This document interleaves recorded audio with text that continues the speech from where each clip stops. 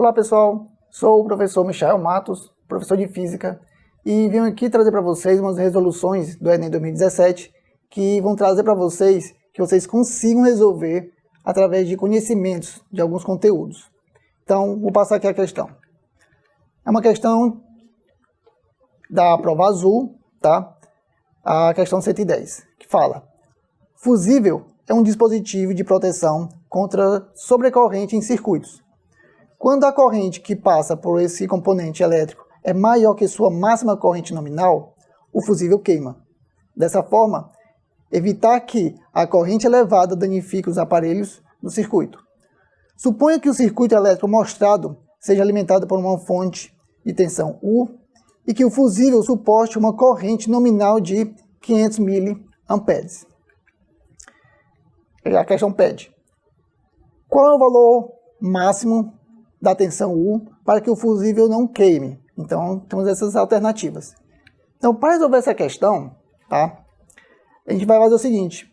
Percebam que nesse circuito aqui, né, eu tenho dois elos, tá? Eu tenho um superior e o outro inferior.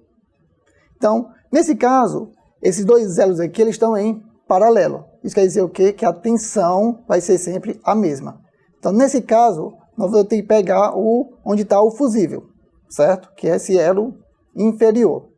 Para isso, para resolver essa resistência equivalente, vamos fazer da paralela, né, desse primeiro ponto aqui, ó, onde está o fusível, onde eu tenho um resistor 120 e o resistor 60. Então, eu tenho essa resistor equivalente entre eles, né? A gente faz o produto dividido pela soma. Então, eu vou pegar os 120 vezes 60 e dividir por 120 mais 60.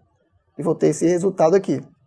E vou somar com esse outro resistor, certo? Porque ele vai estar em série. Então, eu tenho essa paralela com esse outro fazendo uma série nesse elo inferior. Então, fazendo essa conta, vamos ter o resultado de 80 ohms. Beleza. Vamos guardar essa informação. Então, já pegamos essa resistor equivalente. Então, para isso, para resolver essa questão, ele fala que se o fusível suporta uma corrente nominal de 0,5 ampere, que equivale a 500 mA, vamos encontrar, pela lei de Ohm, certo? A tensão. O que é a tensão? É a voltagem, tanto na resistência de um resistor de 120, certo? E no 60 ohms. Então, vamos lá. A lei de Ohm trata aqui a DDP, que é dada pelo U, né, é igual a R vezes I. R, lembrando que é o resistor, e I é a corrente. Então, como eu estou no resistor 120, vai ficar 120 vezes a corrente. Então, a corrente é de quanto? 0,5, lembrando que é o máximo. Multiplicando, 120 vezes 0,5 vai dar 60 volts. Então, no resistor de 120 ohms, a DDP é 60 volts. Lembre, vou até voltar aqui o slide, que como eu tenho aqui o resistor de 120 sendo paralelo a 120, lembre, a voltagem é a mesma. Com isso, o que vai acontecer? Se a voltagem é a mesma, então a DDP de 60 ohms é 60 volts.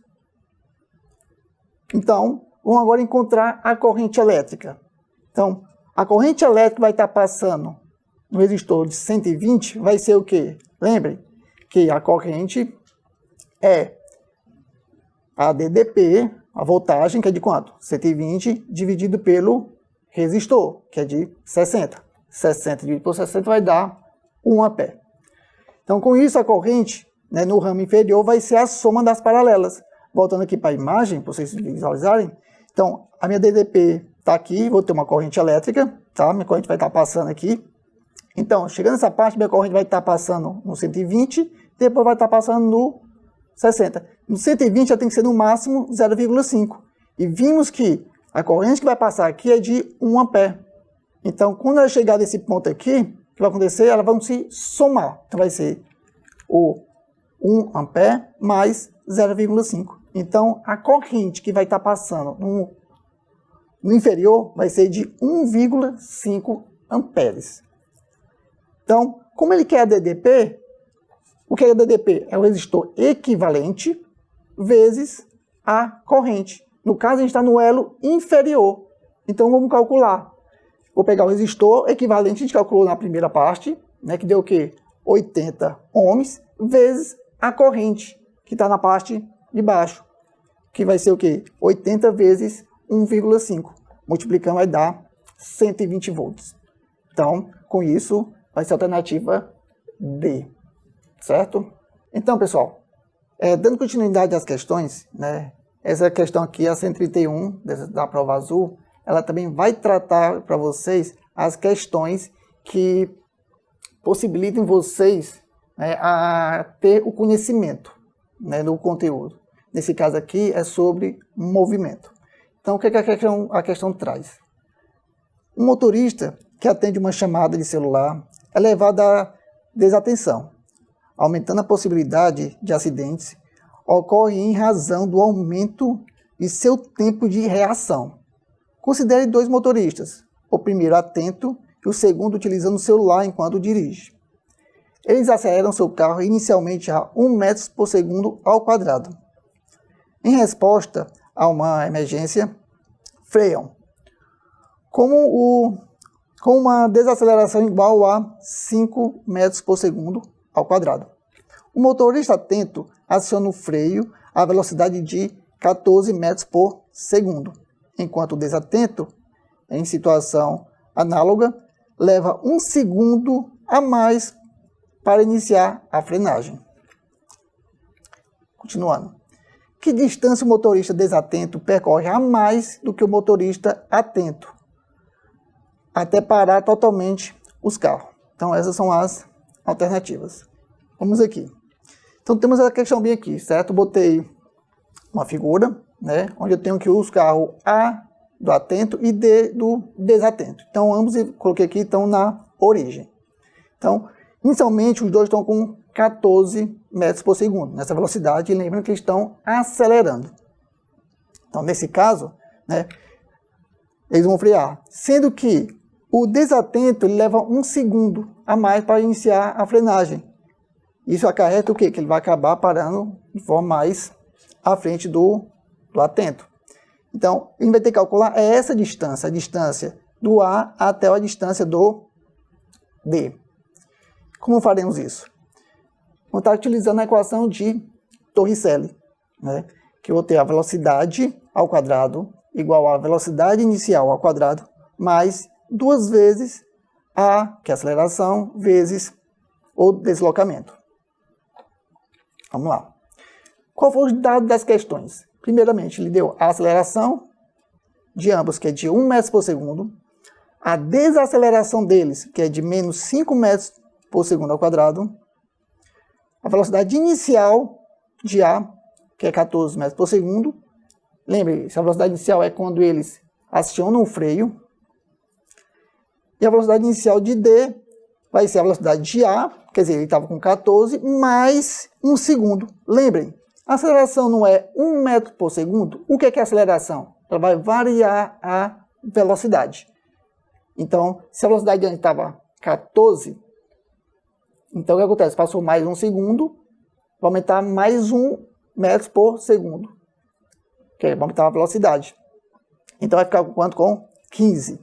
Tá, ok? Então ele vai estar aumentando a velocidade a cada 1 metro por segundo ao quadrado. Então, quando ele aciona o freio, ele vai estar com 15 metros. E a velocidade final de ambos é 0, né? Porque eles vão ter que parar. Vamos lá para a resolução. Então, encontrando um deslocamento de A, quer dizer, a partir do momento que ele começa a frear, ele vai ter esse deslocamento. Então, vamos ter que encontrar o ΔS, né, da equação de Torricelli.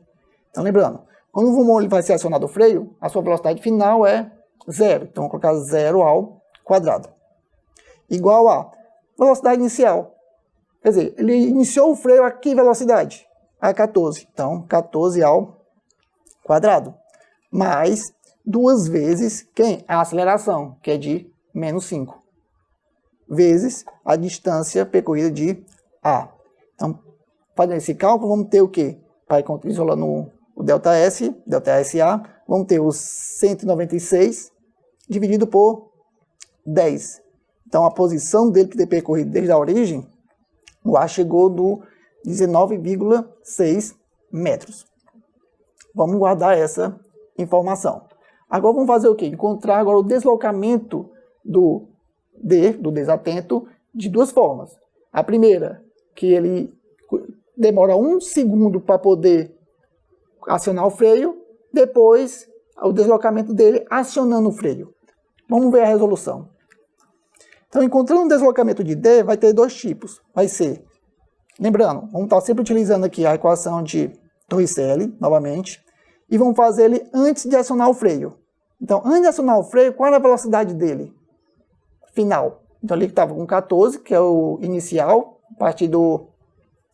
Ele começou a frear depois, ou antes de frear, perdão. E ele começou a frear com que velocidade? Com 15. Então, vamos calcular esse deslocamento.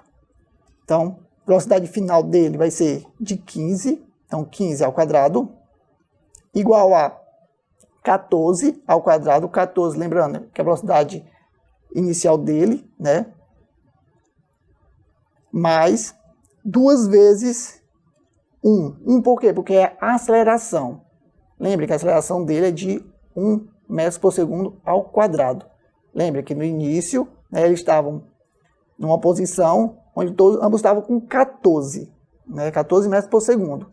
Então ele demorou 1 segundo para poder frear. Então ele está aumentando a velocidade. Então ele está em aceleração, né? Então ele chegou a 15.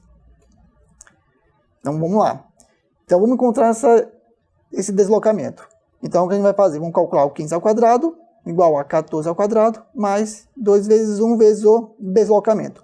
Isolando o deslocamento, né, vamos encontrar que 15 ao quadrado menos 14 ao quadrado vai ficar igual a 29.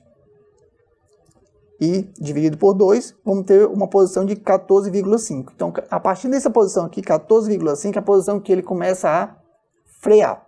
Certo? Então, já andou essa primeira parte. Agora, vamos calcular a parte que ele aciona o freio. Vamos lá.